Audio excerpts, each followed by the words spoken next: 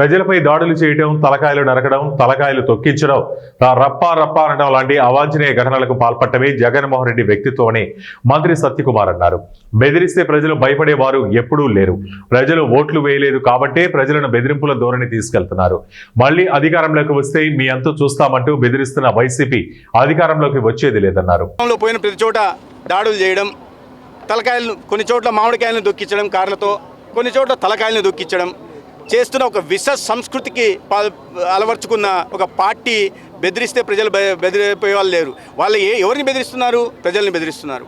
మీరు మాకు ఓట్లు వేయలేదు కాబట్టి మేము మళ్ళీ అధికారంలోకి వస్తే మీ అంతు చూస్తాం. ఏ గ్రామాల్లో ఉన్న వాళ్ళని, అభివృద్ధి కాంక్షించే వాళ్ళని, ప్రజాహితం కోసం పనిచేసే వాళ్ళందరినీ గుర్తించి డిజిటల్ బుక్ అని మీరు అధికారంలోకి వచ్చేది లేదు, చచ్చేది లేదు. ఊరికే ప్యాలెస్లలో కూర్చొని కలలు గంట బెదిరిస్తామంటే ఇప్పటికే ప్రజలు మీకు చాలా లాగి పెట్టి చెంపదెబ్బ కొట్టి గుణపాఠం నేర్పారు. ఆ గుణపాఠం నుంచి మీరు ఆత్మ పరిశీలన చేసుకొని మీ తప్పుల్ని సరిదిద్దుకునే ప్రయత్నం చేయకుండా మళ్ళీ అదే ప్రజలు